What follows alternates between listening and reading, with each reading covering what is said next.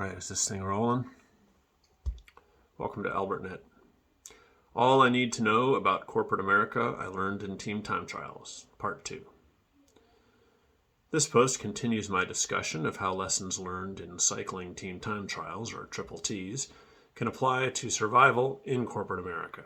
If you haven't read my previous post, go back and start there. All right, Lesson 2, pace yourself. On the face of it, pacing in a team time trial is pretty straightforward. You just go flat out the whole time, right? Well, yes and no. When you're on the front, sure, you go all out, or more precisely at your anaerobic threshold. But how long do you stay at the front? That's the tricky part.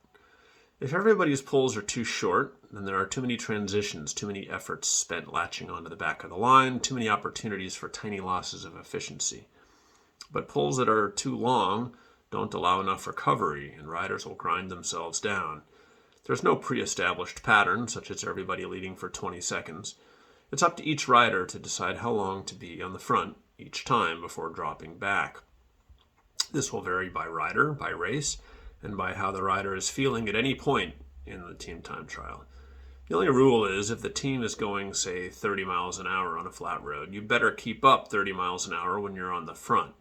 If your pulls are only half as long as the next guy's, that's fine. But don't you dare take a slow pull. Your team will never get that time back, and what's more, you'll screw up the rhythm and the whole morale of the team. When you take the front, everything and everyone depend on you. To pace yourself accurately means being completely honest with yourself about how long you can pull per rotation at the group's speed. This isn't a one-time assessment, of course. You must always be ready to adjust the length of your pulls because your stamina erodes, or conversely, if you start poorly but begin to feel better. In short, you are on high alert the entire time, which is part of why I found these races terrifying. Needless to say, pacing is important in the workplace too. And yet I have known plenty of people over my decades in the working world who don't seem attuned to this. They take on too much responsibility and let their work days drag out too long, which is like taking too long a pull. Eventually they start to get overwhelmed and, for all their workaholism, start dropping this or that ball or turning out poor quality work, which is like taking a slow pull. Of course, it's hard to admit you took on too much, which can lead to blaming others, making excuses, and so on. So what does pacing look like in the workplace? Sometimes it's not always putting your hand up to lead a big project, but more often it's pushing back a bit on your boss if you're getting overloaded. I'm routinely surprised how few people do this. They'll volunteer to work on something over the weekend, for example. I would never do this. I figure once you've demonstrated that your personal time isn't sacred, a boss would have to be crazy not to take advantage of that. Today's stretch becomes tomorrow's job description. Another corporate equivalent of a shorter pull is delegation. I'm talking about handing off a task not because you're too slammed to do it, but because it might be a nice challenge for a colleague who may appreciate the opportunity. I used to think delegation was just for managers, but it's not. If you've coached a colleague a number of times and thus built up goodwill, why not offer him or her an interesting task? In my experience, a manager won't fault you for this as long as the work gets done. In a team time trial, if you pace yourself poorly, you could slow down the team by taking slow pulls or blowing up and going off the back, unable to contribute anymore. This can ruin the race for your whole team. When we consider what's at stake in the workplace, the analogy falls down a bit, because if you don't pace yourself well in your job, it's not just a project or campaign that suffers, it's your whole career. Lesson 3, get help when you need it. We can't all be on 100% of the time, but we're taught not to make excuses and to deliver on time every time. Individual ambition drives us to dig just a bit deeper when we're struggling. This is fine here and there, but if it becomes a habit, it stops being sustainable.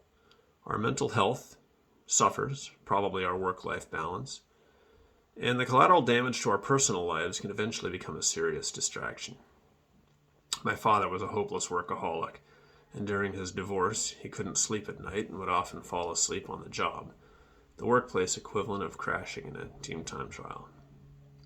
So why don't we ask for help? Surely somebody could pitch in on a project, revise the scope, or relax a deadline if we ask.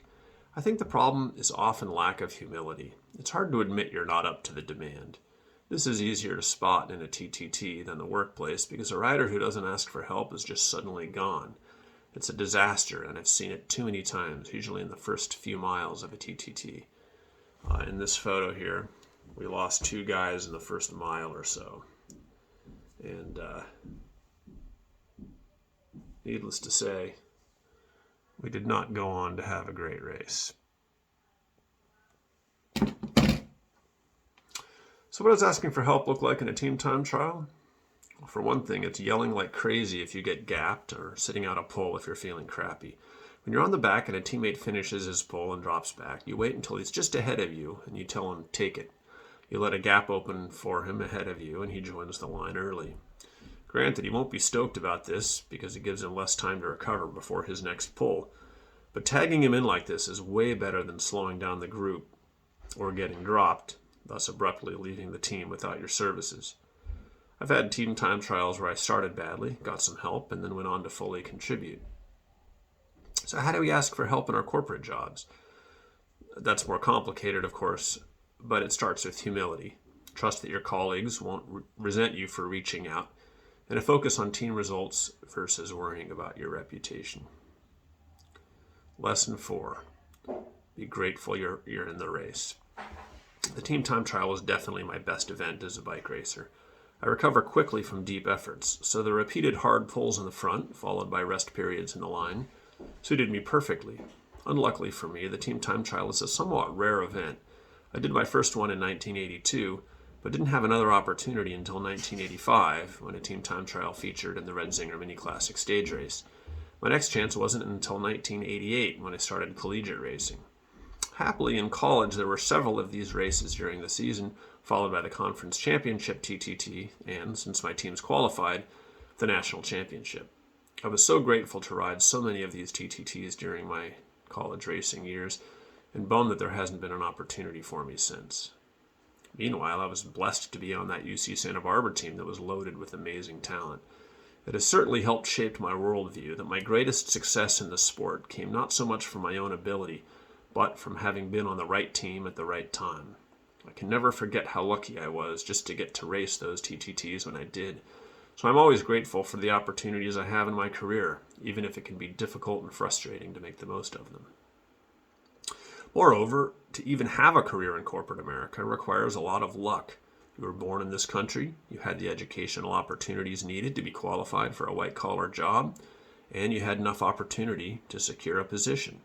This is a really big deal. There are something like 65 million Americans employed in the professional and technical workforce, and while this is about 41% of U.S. workers, it's only about 1.4% of the world adult population. Think of all the things that had to be true for you to even have your job. So why does this matter? It's because being talented and educated enough to get and keep a job isn't the whole battle. You have your own contentment to deal with. And I suspect lots of corporate employees have a bloated sense of entitlement, which can make them disgruntled or bored or restless. This in turn can A, affect their performance such that they don't survive the next round of layoffs, or B, cause them to job hop too often, like hitting the hyperspace button on their careers, because they blame their employer for a dissatisfaction that has its roots in lack of gratitude. I've outlasted colleagues who spent far too much energy fretting over the golden parachutes the executives get, or the fact of younger people passing them up on their way up the ladder, or the apparent lack of advancement opportunities given to them. I find it a shame that when someone lacks the humility to just knuckle down, do their job, and be happy to be there. In this country, we're all pressured to pursue and gratify our individual ambitions, but I'd like to point out that where life balance is concerned, contentment isn't necessarily a bad thing. Instead of worrying about your rise through the ranks, just be glad you're on a team.